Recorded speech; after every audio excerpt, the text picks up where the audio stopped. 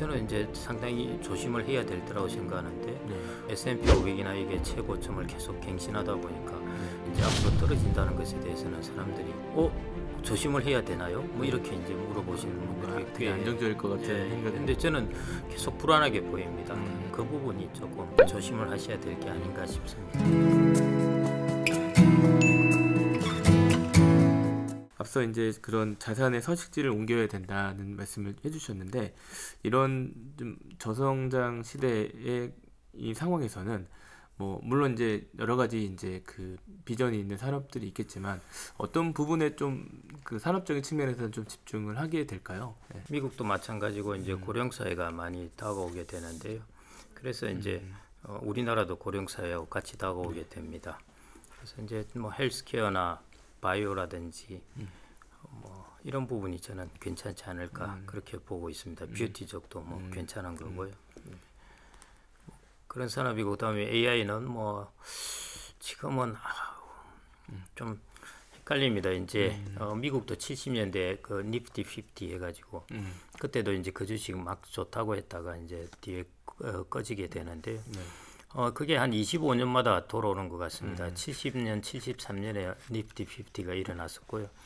그다음에 그게 한 20년, 25년 정도 지나서 이제 25년 더 지났죠. 그 뒤에 이제 나스닥 버블 붕괴가 일어났고요. 네. 그 이후 지금 25년 지나서 지금 M7이 지금 왔는데 예, 그렇게 보니까 이게 뭔가 주기가 이런 건 사실은 올바른 추론이 아닌데 여하튼 그래서 AI 쪽이 지금이 어떨지는 저도 조금 사실은 그렇긴 한데요. 뭐 추세는 있을 것 같고요. 뭐 전기차 관련된 뭐 배터리라든지 뭐 이런 부분들은 환경 우리가 그럼 뭐 지금 여러분들 기후에서 보시듯이 그건 나갈 수밖에 없는 것이고, 그다음에 고령 사회, 예, 그래. 그다음에 이제 우리가 하이테크에 관련된 부분, 그 부분은 여전히 산업 부분으로 괜찮을 것 같고요. 저성장 사회에서 제일 그 산업을 우리나라에서 택하는 것도 좋은데 제가 여러분들에게 이제 말씀드리고 싶은 것은 아까 자산 서식지를 옮겨라는 것처럼요. 네.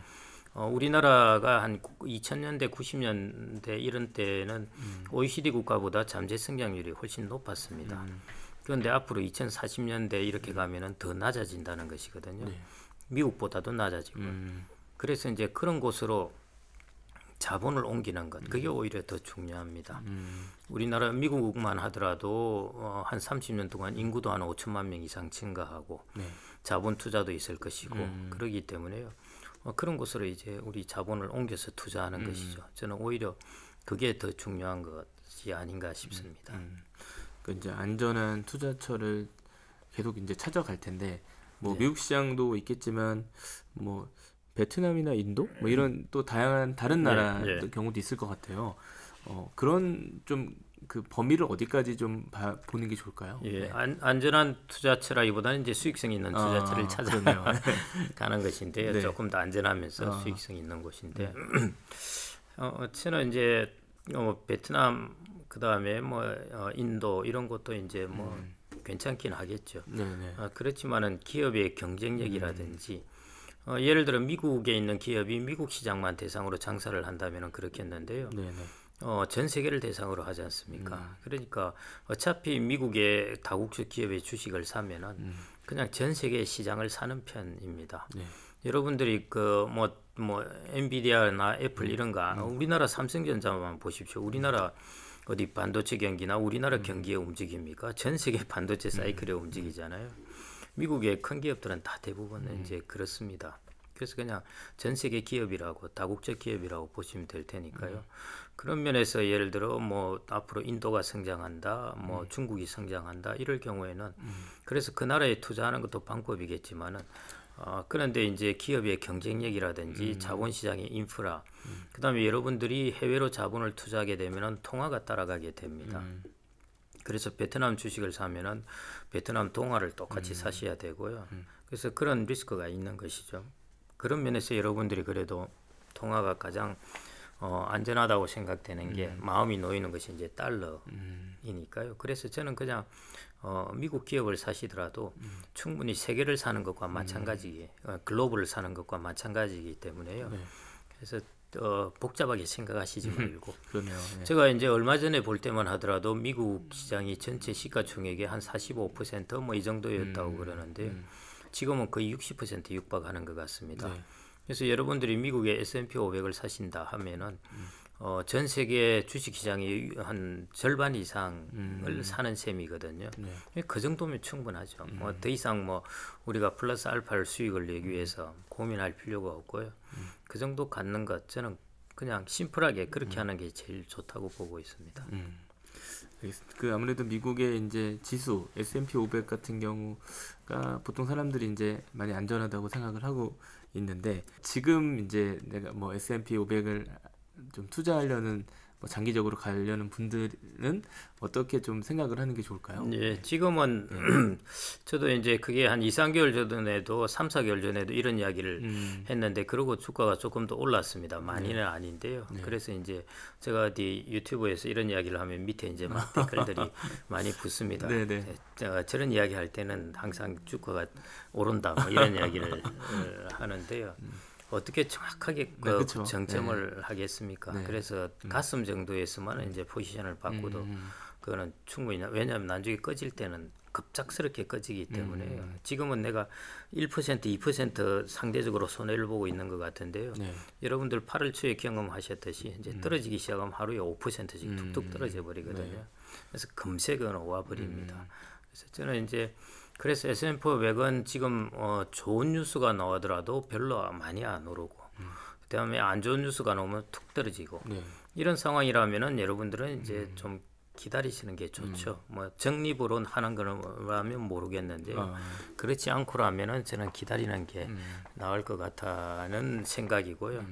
지금 주가 대비해서 보통 한 정점 고점 대비해서 한 25% 정도 떨어지면은 대략 이제 그때가 그래도 그런 때부터는 사기 시작해도 리스크가 훨씬 줄어듭니다. 그래서 지금은 저는 뭐 하여튼 아니라고 봅니다. 단연코 아니라고 보고 있습니다. 그러니까 지금 S&P 500에 너무 무리하게 막 좋다고 하니까 투자하는 거는 좀 자제해달라 하는 게 좋다 이런 말씀이시죠? 예. 여러분들이 저 나스닥 버블이 일어날 때부터는 지금이 훨씬 견고합니다. 그러니까 지금도 올라가는 것이거든요. 그래서 나스닥 버블하고 비교하는 것도 맞지 않는 것이고요. 그만큼 사회가 이제 하이테크나 AI 시대로 접어들었다는 것입니다. 클라우드라든지 뭐 AI라든지 뭐 다양한 시대로 이제 이미 사회는 접어들었기 때문에 거기서 이익을 만들어내고 있기 때문에 이 기업들이 그 나스닥 버블일 때보다는 훨씬 견고한 편이고요. 그 다음에 그 70년, 73년에 미국에 있었던 니프티 50 그때 있을 때보다도 그래도 견고한 축에 속합니다. 그래서 그런 면에서 이제 견고하기는 하는데요. 그러더라도 저는 이제 이 주가 수준은 계속 여기서 또 오르기에는 꽤 부담이 좀 크다고 보고 있습니다. 그래서 한번 떨어지면은 그래도 그 기업들은 이런 추세로 접어들었고 견고한 부분이니까요. 한번 떨어지면은 한 25% 정도 S&P 500이 저도 이거는 뭐 당연히 일반적인 제 경험칙으로 말씀드리는 건데요. 그 정도 같으면은 들어가셔도 되지 않을까 이렇게 보고 있습니다. 특히 이제 지금 M7 이런 데는 워낙 이제 독점이라서요. 또 하나의 리스크 중에 하나가 이제 규제 관련된 리스크도 항상 도사리고 있습니다. 그래서 이제 그런 부분들이 그리고 구글이라든지 이런 것들은 상당 부분 또 이제 광고를 통해서도 수익도 구하는데 경기가 안 좋아지면 광고 수익이 똑 떨어지고 뭐 이런 것들도 이제 맞물려 있고 그렇습니다. 그래서 이제 저는 여러분들이 나스닥은 뭐 그때 버블은 어마어마했습니다. 그거하고 절대 비교하실 필요는 없을 것 같고요. 그래서 견고하긴 하고 괜찮은데 이걸 제일 리스크는 견고하고 우량한 기업을 비싼 가격에 살 수 있는 리스크입니다. 그래서 비싼 가격보다는 좀 싸졌을 때 그때 한번 과감하게 사시면은 향후 자산 관리할 때 많이 도움이 되지 않을까 싶습니다. 알겠습니다.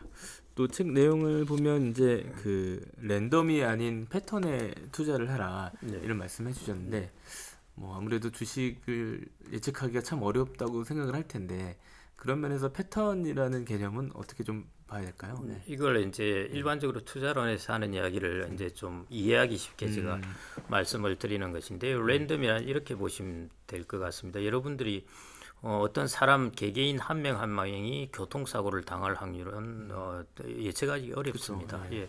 한 개인이 여러분이 혹시 뭐 내가 일생 동안 교통사고를 당할 확률, 올해 교통사고를 당할 확률 못해요. 그 분포를 못 그립니다.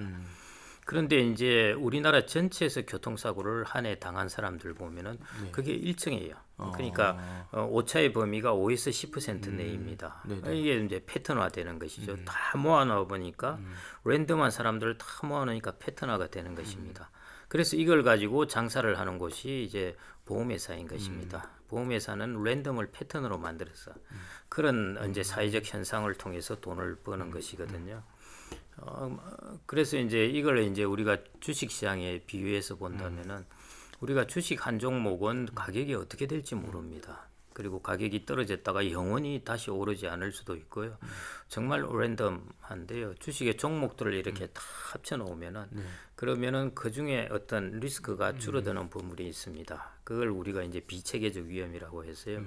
이런 부분이 일정 부분 줄일 수가 있습니다. 그래서 첫 번째 우리가 주식의 종목을 예를 들어 S&P 500처럼 이렇게 모아오면은 일종의 종목들이 지멋대로 움직이는 것에서 우리가 주가 지수라는 움직임을 보이게 됩니다. 그러면 여러분들이 S&P 500의 이제 주가 지수를 한 90년치를 쭉 뭐 50년치만 그려봐도 될 텐데요. 쭉 그려놔 보시면은 훨씬 움직임이 조금 패턴화됩니다. 뭐냐면 분포를 보인다는 것이죠. 그러니까 이것은 한 40년 정도 보니까 1년 수익률이 한 10% 나더라. 이런 어떤 패턴이 보이는 것이죠. 그렇게 되고 그 다음에 1년 수익률이 대충 최악에서 얼마, 최고 얼마 하는 것들의 일정한 패턴을 보이게 되는 것입니다. 그런데 한 종목으로 가지고는 이걸 찾을 수가 없습니다. 그래서 이제 우리가 랜덤을 이제 패턴화해야 우리가 비로소 투자가 되는 것이죠. 그래서 이제 그 패턴화하는 것이 하나 이제 종목을 분산하는 것인데요. 그다음에 S&P 500을 여러분들이 한 우리나라 코스피도 마찬가지인데요. 한 40년, 50년 걸어놔서 본다 하더라도 한 번씩 툭툭 떨어지고 막 이런 일이 변동성이 있습니다. 패턴이 있더라도 변동하면서 패턴을 한다는 것이죠. 그렇죠. 예. 그런데 이제 이것도 우리가 투자 기간을 1년 단위로 본다면은 변동성이 아주 큰데 한 10년 단위로 예를 들어 오늘 투자해 가지고 10년 뒤에 판다. 내일 투자해서 10년 뒤 내일 플러스 1일에 판다. 이렇게 이제 생각을 하면은 변동성이 확 줄어들어 버립니다. 그래서 10년, 15년 정도 이상 되면요, 거의 일정하게 됩니다. 그러니까 그때 동안의 최악의 수익률, 최고의 수익률이 거의 일정하게 다 돼버리고요. 뭐 예를 들어 최악의 수익률이 한 15년 정도 투자하면은 최악의 수익률이 한 4%, 연 4%. 뭐 최고 수익률은 뭐 한 17, 8% 이런 식으로 이제 패턴화되는 것이죠. 여러분들이 예를 들어 S&P 500을 한 10년, 15년 투자한다 하면은 1년 동안에 움직이는 지멋대로 움직이는 이런 랜덤이 사라지고요. 패턴화 된다는 것입니다.